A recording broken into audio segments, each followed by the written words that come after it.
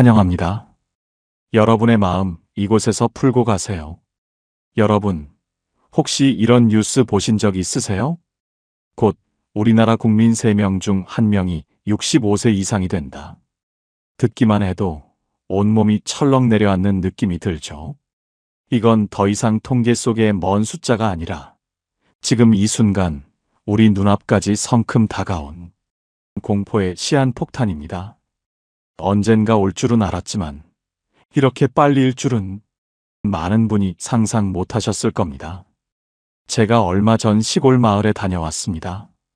15년 전만 해도 초등학교 운동장에서 아이들 소리가 쩌렁쩌렁했고 경로당에서는 노래방 기계 켜놓고 웃음소리가 끊이지 않았어요. 그런데 지금은요? 경로당 문은 영원히 굳게 닫혀 있고 마을에서 가장 처절하게 붐비는 곳은 오직 병원 대기실 뿐입니다. 기침소리, 신음소리, 깊은 한숨만이 하루 종일 끊임없이 이어집니다. 그 풍경이 마치 몇 년 뒤 우리의 모습 같았습니다. 이게 그냥 시골 이야기일까요? 아니죠. 서울, 부산, 인천. 이미 조용히 그리고 피할 수 없는 속도로 같은 길을 걷고 있습니다. 그런데도 많은 사람들이 이렇게 말하죠.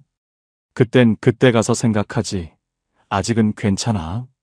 여러분, 그 괜찮다는 말이 얼마나 위험한 건지 아십니까?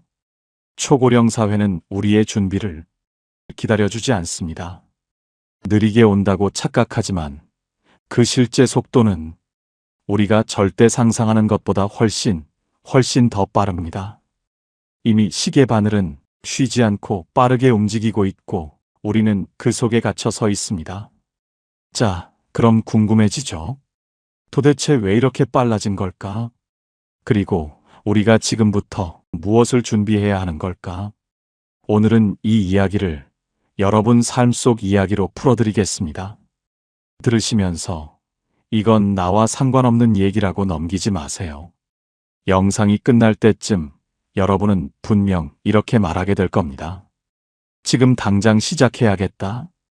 오늘 주제가 마음에 드신다면 구독과 좋아요 눌러주세요.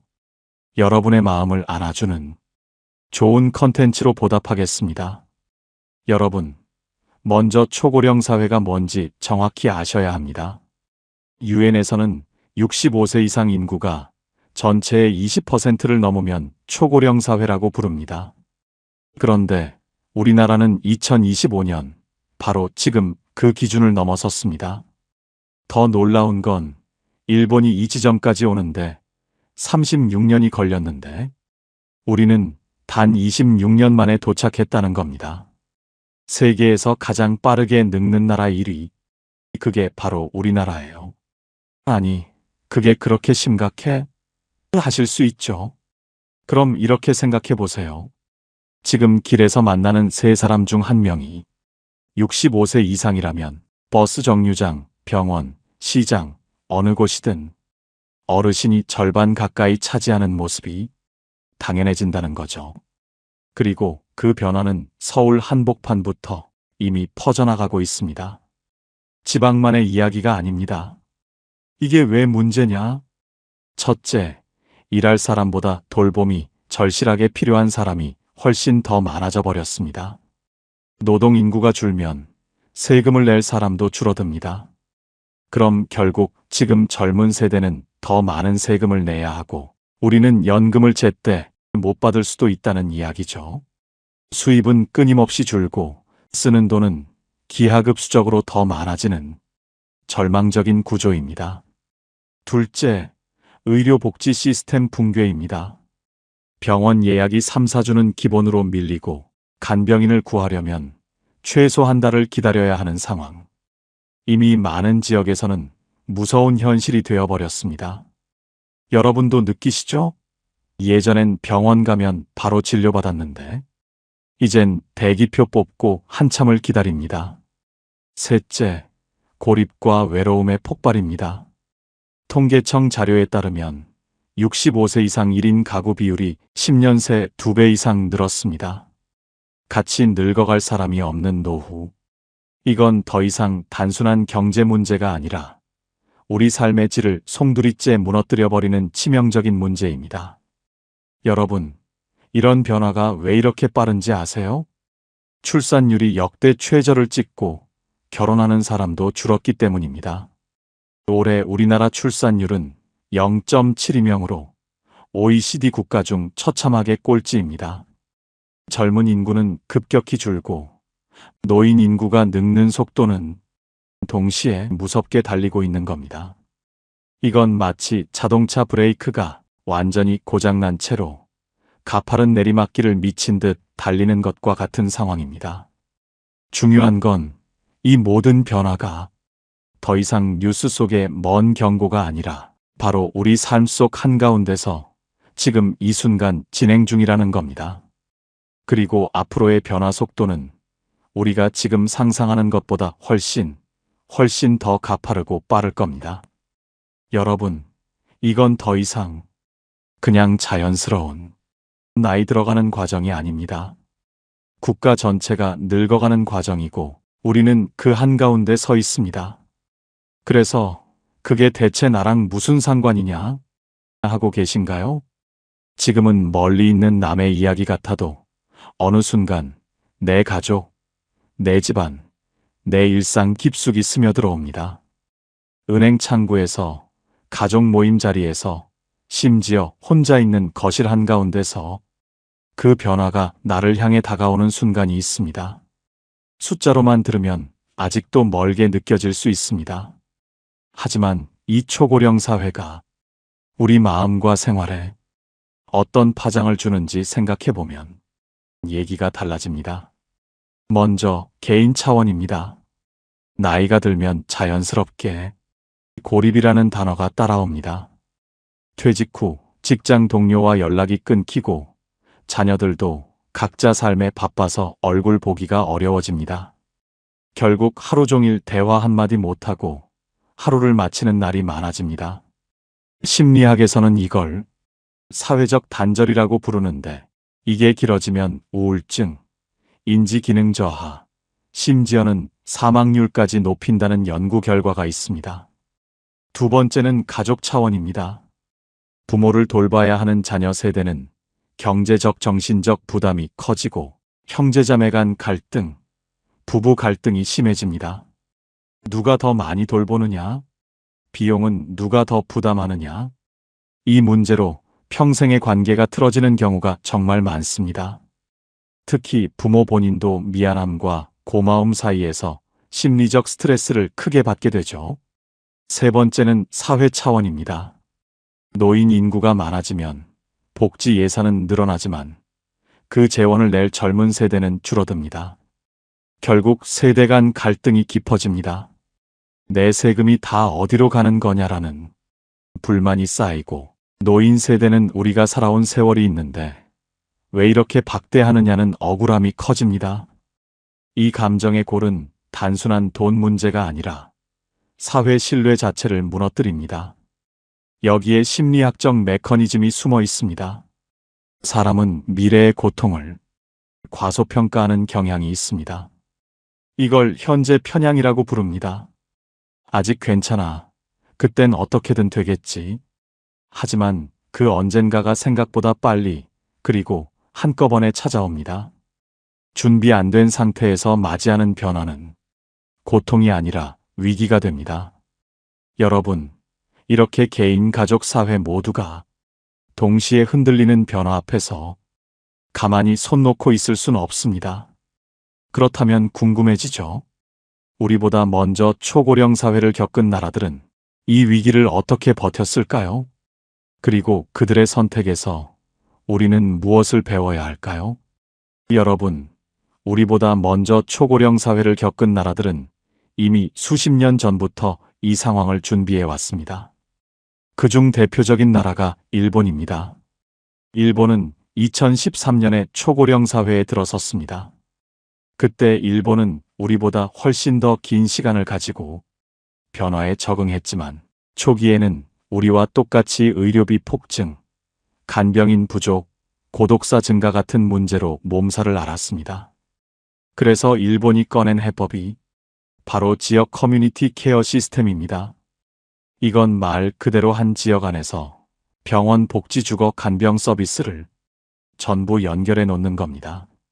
예를 들어 한 구역 안에 병원과 약국, 재활센터, 노인 돌봄주택이 붙어 있어서 버스 타고 30분씩 이동하지 않아도 생활권 안에서 모든 걸 해결할 수 있습니다.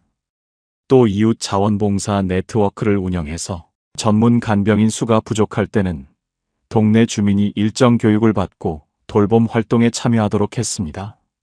이렇게 하니 고립도 줄고 병원 이용 효율도 높아졌죠. 그리고 북유럽 덴마크 사례도 빼놓을 수 없습니다. 덴마크는 노인을 부담이 아니라 경험 있는 일꾼으로 봅니다. 은퇴 연령을 늘리고 고령자 맞춤형 일자리를 만들었습니다.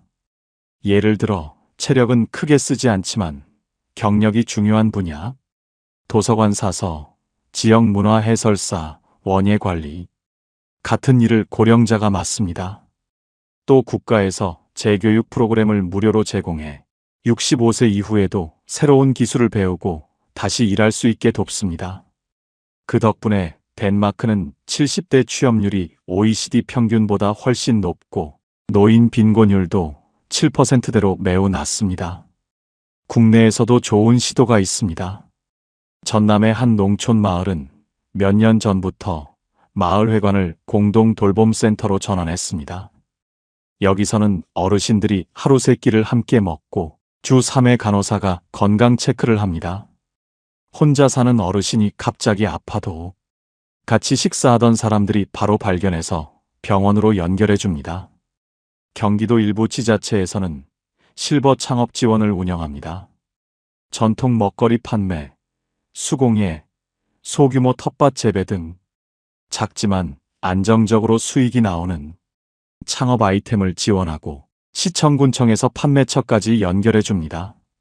이 사례들의 공통점은 세 가지입니다. 첫째, 고립을 막는 사회적 연결망을 만든다. 둘째, 노인의 경험과 시간을 자원으로 활용한다.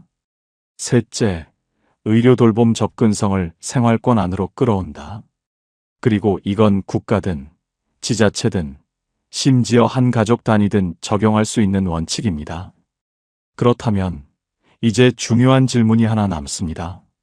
좋아, 다른 나라나 다른 마을이 이렇게 한다는 건 알겠다. 그럼 나는, 우리 가족은 지금부터 무엇을 해야 하나? 바로 이제부터는 우리 각자가 당장 실천할 수 있는 개인 가족 사회 대응 전략을 이야기해 보겠습니다. 개인 차원, 건강 재정 기술, 세 개의 다리를 동시에 세우기. 건강. 여러분, 오래 사는 건 이제 당연한 시대입니다. 문제는 어떻게 사느냐죠. 병원 침대에서 10년을 보내는 건 장수라고 할 수 없습니다. 진짜 장수는 내 두 발로 시장에 가고 손으로 밥을 차리고 친구와 차를 마실 수 있는 기간을 늘리는 겁니다. 이걸 기능적 건강 수명이라고 합니다. 단순히 생존 연수보다 스스로 움직이고 판단할 수 있는 좋은 세월을 늘리는 게 핵심입니다. 왜 중요하냐고요? 70세 이후 골절 한 번이면 평균 회복 기간이 6개월, 그 사이 근육은 30% 이상 줄어듭니다. 더 큰 문제는 노년기에 한 번 잃은 근육과 균형 감각은 거의 회복이 불가능하다는 겁니다. 넘어지는 순간이 노인성 건강 하락 곡선의 출발점이 되는 이유입니다. 실제로 75세 이상 낙상 환자 10명 중 4명은 골절 후 집에서 다시 혼자 생활하지 못합니다. 그렇다면 어떻게 지킬까요? 주 3회 이상 근력 운동은 필수입니다. 여러분, 지난주에 운동 몇 번 하셨나요? 헬스장에 가지 않아도 됩니다. 물통, 탄력 밴드, 의자만 있으면 집에서도 충분히 가능합니다. 예를 들어 1.5L 물통을 들고 팔꿈치 굽히기 15회 3세트, 의자에 앉았다 일어서기 15회 3세트. 이 정도면 하체와 상체를 동시에 단련할 수 있습니다. 매일 30분 이상 걷기, 일주일에 2번은 가벼운 등산이나 계단 오르기를 하세요. 여러분은 오늘 몇 걸음이나 걸으셨나요? 심박수가 조금 오르고 숨이 차야 근육과 심장 모두 훈련됩니다. 균형 감각 훈련도 꼭 해야 합니다. 넘어짐을 막는 건 힘이 아니라 균형입니다. 양치할 때 한 발로 서기, 눈 감고 10초 버티기 같은 간단한 습관이 평생을 지켜줍니다. 일본에서는 이 습관 하나로 65세 이상 낙상률을 20% 낮췄다는 보고도 있습니다. 그리고 잊지 마세요.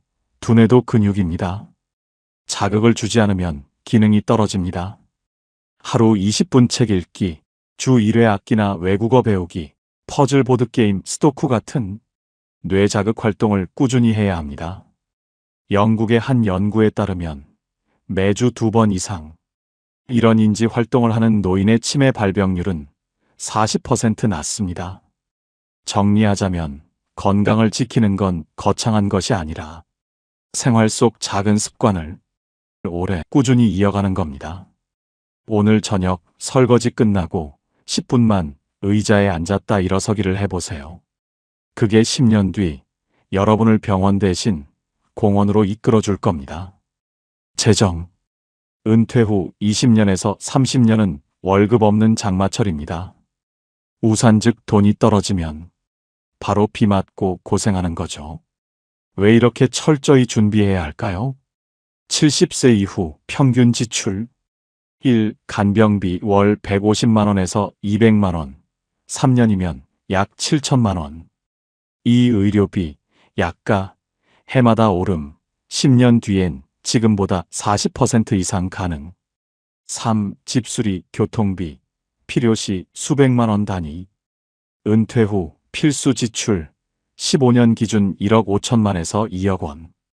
게다가 의료비는 물가보다 더 빠르게 오릅니다. 최근 10년간 한국 소비자 물가 상승률이 평균 2%대였지만 의료비 상승률은 4% 이상이었습니다. 즉, 오늘 병원비 5만 원이 10년 뒤엔 7만 원이 될 수 있다는 얘기입니다. 자, 지금부터 노트와 펜을 준비하세요. 이건 그냥 듣고 좋은 얘기네 하고 넘기는 게 아니라 여러분 숫자를 직접 적어보는 시간입니다. 1. 내 생활비 15년치를 계산해 봅시다. 퇴직하면 월급이 없습니다. 그럼 앞으로 몇 년 동안 한 달에 얼마가 꼭 필요한지가 가장 중요하죠. 계산은 간단합니다. 월 평균 지출 곱하기 12개월 곱하기 15년. 예를 들어 월 200만 원이면 3억 6천만 원, 월 250만 원이면 4억 5천만 원이 나옵니다. 여기서 월 평균 지출은 이렇게 나눕니다. 1. 필수 생활비, 집세 관리비, 식비, 의료비, 통신비. 2. 변동 생활비, 여행, 경조사, 취미. 3. 돌발 지출, 간병, 집수리, 자녀 지원. 이렇게 나누는 이유는 필수 생활비는 연금 플러스 고정 수입으로, 변동 돌발은 저축 투자로 충당하는 구조를 만들기 위해서입니다. 2. 돈을 3개의 주머니에 나누세요. 여러분, 돈은 모으는 것보다 언제 어디서 얼마씩 꺼내 쓰는지가 더 중요합니다. 그래서 돈을 3개의 주머니로 나눠야 합니다. 이걸 금융에서는 버킷 전략이라고 합니다. 이 방법은 은퇴 이후 돈이 떨어질 걱정 없이 오래 버티게 해주는 구조입니다. 쉽게 말하면 돈을 한 곳에 몰아두지 않고 시기별로 다른 주머니에 나눠두는 겁니다. 1. 첫 번째 주머니, 지금부터 3년 안에 쓸 돈. 바로 생활비로 쓰는 돈입니다. 잃으면 안 되니까 예금, 적금, CMA 연재든 꺼낼 수 있는 통장처럼 안전한 곳에 둡니다. 계산은 이렇게 합니다. 한 달 생활비 200만 원, 국민연금 120만 원 받는다면 부족한 80만 원 곱하기 12개월 곱하기 3년은 2,880만 원. 이 돈이 있으면 다른 돈이 잠깐 묶이거나 값이 내려가도 3년은 생활비 걱정이 없습니다. 이 두 번째 주머니, 3년 뒤부터 10년 사이에 쓸 돈. 당장은 안 쓰지만 곧 필요해질 돈입니다. 은행 이자보다 조금 더 불어나는 안전한 곳에 둡니다. 이에 국공채, 나라가 발행한 빈문서, 우량회사채, 믿을만한 회사가 발행한 빈문서, 안정형 배당주, 이익을 나눠주는 주식. 매년 한 번 리밸런싱, 채권이 너무 늘어나거나 주식이 줄면 처음 계획했던 비율로 다시 맞추는 것을 해서 원래 계획한 비율을 유지합니다. 3. 세 번째 주머니, 10년 이후에 쓸 돈. 먼 미래를 대비하는 돈입니다. 10년 뒤에는 물가가 최소 25% 오르기 때문에 은행 예금에만 두면 가치가 떨어집니다. 이에 ETF, 여러 주식을 한 바구니처럼 묶어 만든 투자 상품, 국내외 주식, 장기 성장 가능성이 있는 투자. 규칙, 한 번에 다 꺼내 쓰지 말고 1년에 3에서 4% 정도씩만 꺼내기. 값이 크게 떨어진 해에는 10% 줄이고 많이 오른 해에는 10% 늘리기 가드레일 방식. 자, 이제 구체적인 예시를 들어드리겠습니다. 버킷 전략에서 가장 기본이 되는 것은 비율입니다. 보통은 이렇게 나누시면 됩니다.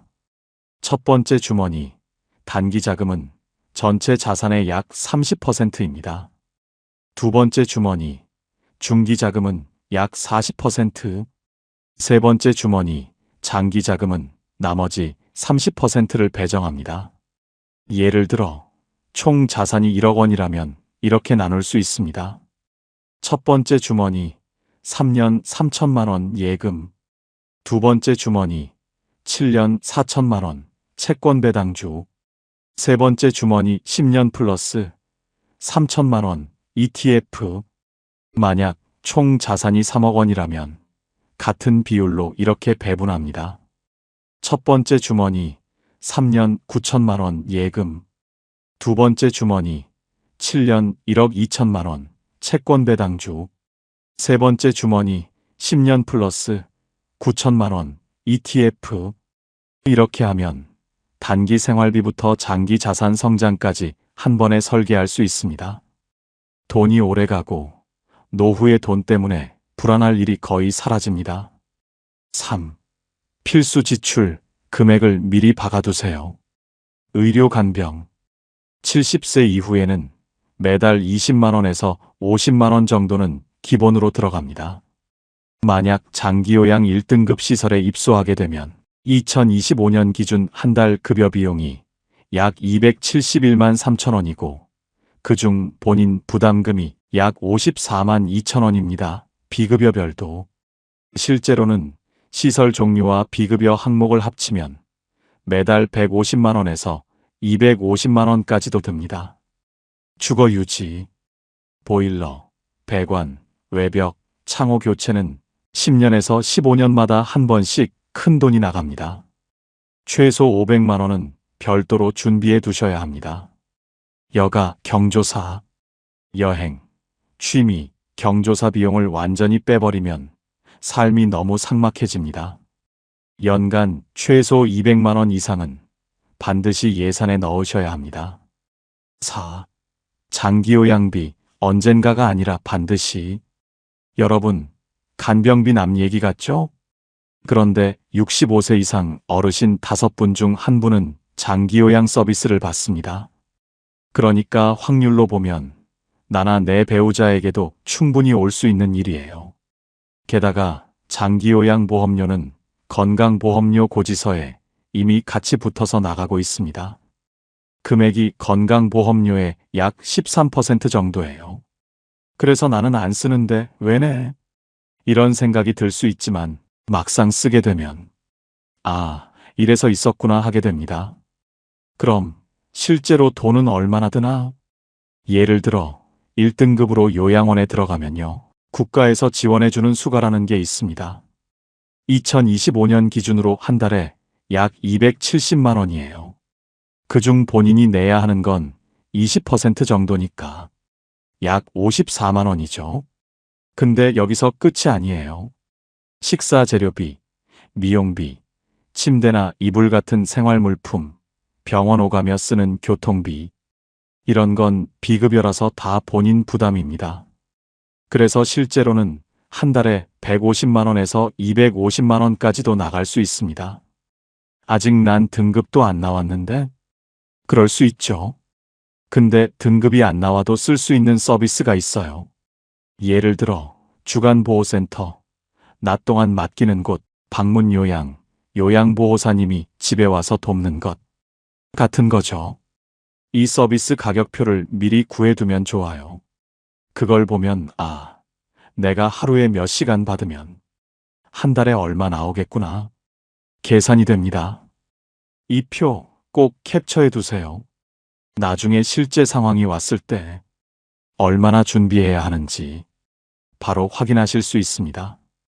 정리하면 보험료, 건강보험료에 이미 포함 약 13%, 시설 들어가면 본인 부담 최소 54만 원 플러스 비급여 합치면 150만 원에서 250만 원 가능.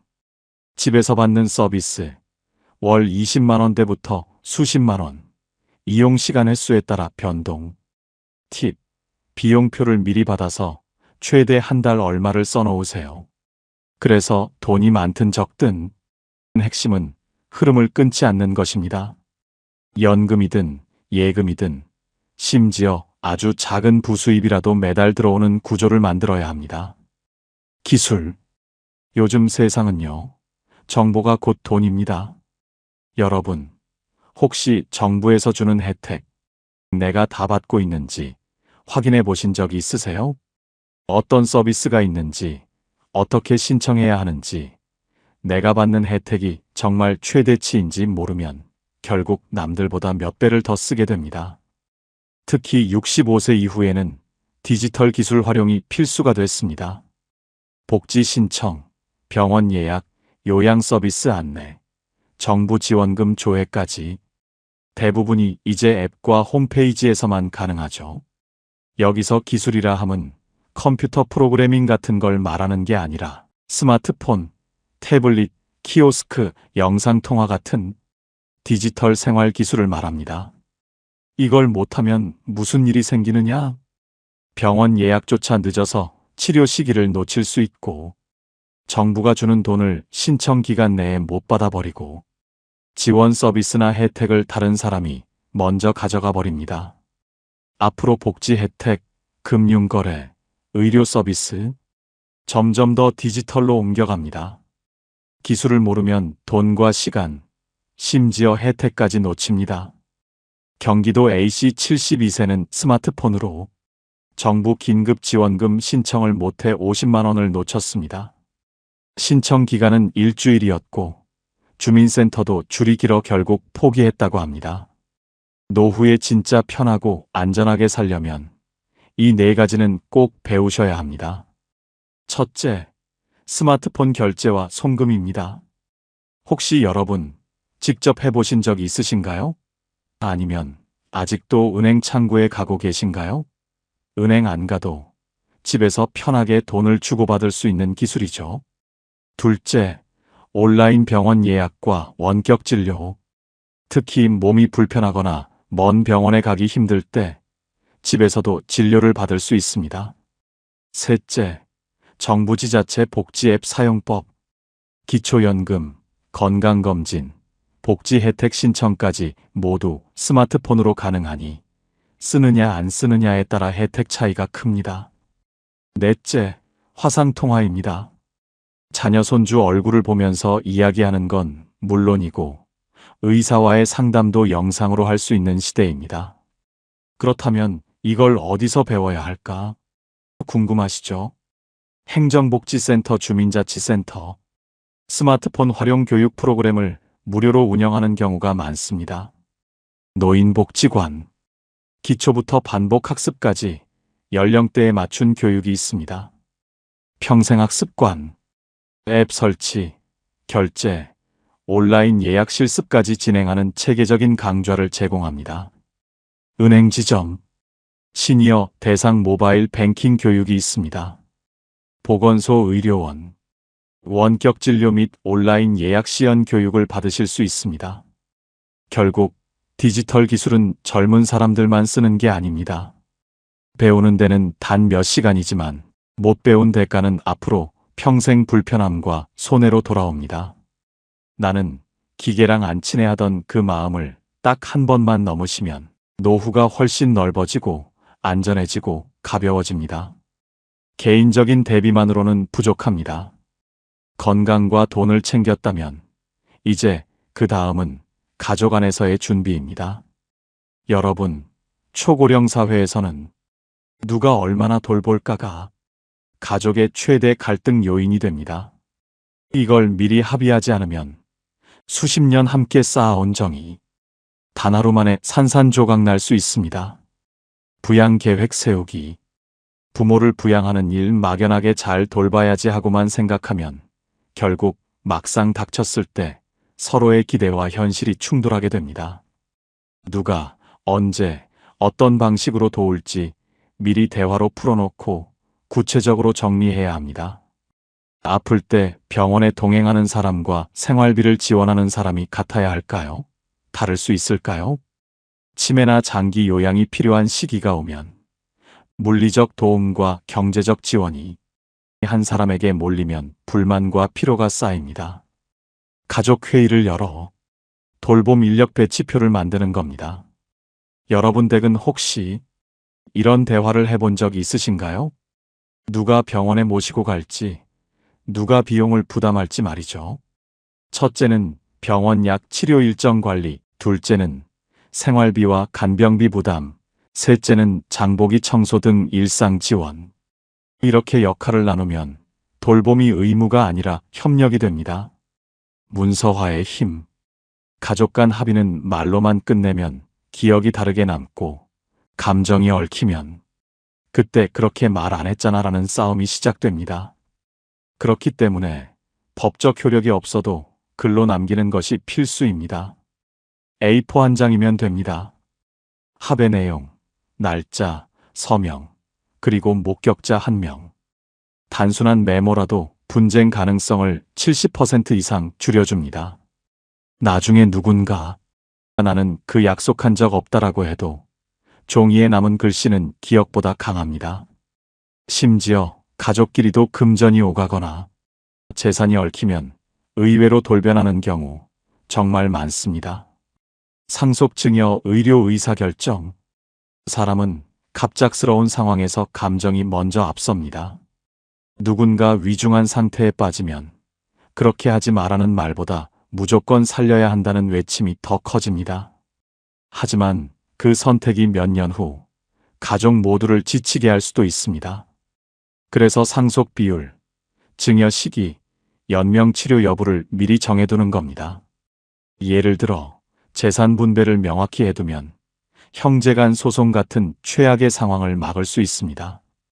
증여 시기를 정해두면 세금 부담을 최소화할 수 있고 연명 치료 여부를 기록해두면 마지막 순간에 가족이 죄책감과 갈등 속에서 울부짖지 않아도 됩니다. 여러분은 혹시 이런 중요한 선택을 미리 정해두신 적이 있으신가요? 정서적 부채 줄이기. 부모 세대도 자녀에게 고마움과 미안함 사이에서 흔들리는 마음이 있습니다. 내가 이렇게까지 받았는데 갚아야 하지 않나 하는 심리적 빚이 생기면 돌봄이 고마움이 아니라 부담이 됩니다. 그래서 내 몫은 여기까지라는 선을 미리 정하는 것이 모두를 편하게 합니다. 예를 들어 경제적 지원은 여기까지, 이후엔 요양원이나 외부 서비스 이용이라고 못 박아두면 자녀도 불안 없이 계획을 세울 수 있습니다. 이건 이기적인 결정이 아니라 남은 가족 모두가 무너지지 않게 하는 안전장치입니다. 개인적인 준비, 가족 안에서의 약속과 계획. 여기까지는 내 힘으로 지킬 수 있는 영역입니다. 하지만 여러분, 아무리 개인이 잘 준비해도 사회라는 울타리가 받쳐주지 않으면 한계가 있습니다. 나 혼자 버틴다고, 내 가족만 챙긴다고 해서 해결되지 않는 문제들이 있습니다. 그래서 이제부터는 사회적 차원에서의 대비를 이야기해야 합니다. 고령자 재취업 프로그램. 70세 이후에도 일할 수 있다는 건 단순히 수입의 문제가 아닙니다. 아침에 일어날 이유가 있고 내가 누군가에게 필요한 존재라는 감각을 유지하는 것. 이게 정서적 건강의 핵심입니다. 마을 안전 지킴이, 지역 문화 해설사, 학교 방과 후 돌봄 같은 의미 있는 일은 월급 이상의 가치를 줍니다. 이걸 하려면 어떻게 해야 할까요? 고용노동부 시니어 인턴십, 한국노인인력개발원 홈페이지에서 지역 일자리 공고 확인, 구청 읍면사무소, 시니어 클럽 방문해 현장 모집 일자리 상담받기, 주민자치센터 평생학습관에서 자격증 과정이나 해설사 안전지도사 과정 등록, 학교, 도서관, 박물관 등에 직접 제안해 마을 교육 프로그램 참여, 단순 노무 일자리 외에 내 경험이 필요한 자리가 있는지 능동적으로 탐색, 지역 돌봄 공동체, 나이가 들수록 가까움이 생명입니다. 병원, 복지관, 문화시설이 걸어서 10분 안에 있어야 하는 이유가 여기에 있습니다. 거동이 조금만 불편해져도 버스 한 번 갈아타야 하는 구조라면 사회와 단절되는 속도는 생각보다 빠릅니다. 일본의 커뮤니티 케어는 이런 점을 정확히 짚었습니다. 동네 안에 작은 도서관, 경로당, 복지센터, 의원, 약국이 모두 모여있는 구조를 만든 겁니다. 이걸 하려면 어떻게 해야 할까요? 집을 중심으로 도보 10분 거리 안의 병원, 복지관, 문화센터, 도서관, 약국을 지도에 표시하세요. 없는 시설은 주민자치위원회, 구청의 주민 서명을 모아 건의합니다. 있는 시설도 경사로, 엘리베이터, 손잡이, 셔틀버스 등 휠체어, 유모차도 이동 가능하게 어르신이 쓰기 편한지 점검하고 개선 요청을 합니다. 동네 단톡방, 카페에 응급시 도와줄 수 있는 이웃 명단을 만들어 생활 안전망을 확보합니다. 여러분은 갑자기 몸이 안 좋을 때 전화할 수 있는 이웃이 있으신가요? 세대 간 교류. 세대를 나누는 벽은 생각보다 높습니다. 하지만 그 벽을 허물면 젊은 세대와 어르신 모두의 삶이 풍요로워집니다. 대표적인 방법이 영멘토링입니다. 어르신이 젊은이에게 장인 기술, 전통 음식, 수공예를 가르치고 젊은 세대는 디지털 기술, 스마트폰, 영상 편집, 온라인 마케팅을 알려주는 구조입니다. 이걸 하려면 어떻게 해야 할까요? 평생학습관, 도서관, 문화센터에서 세대 통합 프로그램이 있는지 확인. 스스로 할 수 있는 기술, 재능 목록을 만들어 봉사단체, 교육기관에 제안. 청소년 수련관, 대학 동아리와 연계해 정기 모임 추진. 작은 모임부터 시작해 SNS, 동네 커뮤니티의 후기 공유, 참여자 확대. 사회적 차원에서 이런 시스템이 갖춰져야 개인과 가족의 노력이 헛되지 않습니다. 내 집 문 밖 10분 거리에 도움의 손길이 있고 일할 기회가 있고 세대가 연결된 사람들. 여러분 동네를 한번 떠올려 보세요. 병원, 복지관, 문화센터. 정말 걸어서 10분 안에 다 있나요? 이게 바로 고령사회에서 진짜 안전한 노후의 모습입니다. 그리고 이건 정부가 다 해줄 때까지 기다리는 게 아니라 내가 먼저 발을 떼고 이웃과 연결되는 순간부터 시작됩니다. 여러분, 늙는 건 선택이 아닙니다. 하지만 어떻게 늙을지는 우리의 선택입니다. 한국 철학자 함석헌 선생은 이렇게 말했습니다. 사는 것이 곧 늙는 것이지만 늙는 것도 배워야 한다. 오늘부터 여러분만의 노후 체크리스트를 적어보세요. 건강, 돈, 사람, 기술, 그리고 사회. 이건 내일이 아니라 바로 오늘 시작해야 하는 일입니다. 영상을 보신 지금 마음속에서만 생각으로 그치지 말고 종이에 여러분만의 노후 준비 체크리스트를 적어보세요. 건강, 돈, 사람, 기술, 그리고 내가 속한 사회까지. 이건 내일로 미룰 일이 아니라 오늘 시작해야 하는 일입니다. 준비 없이 흘려보낸 하루가 쌓이면 그게 바로 후회가 되는 노년이 됩니다. 오늘 시작하는 단 한 줄이 10년 뒤 여러분을 지켜줄 든든한 울타리가 될 것입니다. 여러분이 생각하는 행복한 노년의 조건은 무엇인가요? 건강, 사랑하는 사람, 경제적 자유, 마음의 평화. 어떤 답이든 좋습니다. 댓글로 나눠주세요. 여러분의 이야기가 누군가의 10년 뒤를 바꿀 수 있습니다. 혹시 오늘 이야기를 들으며 이건 나도 꼭 준비해야겠다 하는 마음이 스쳤다면 그 마음이 식기 전에 작은 한 걸음을 내딛어 보세요.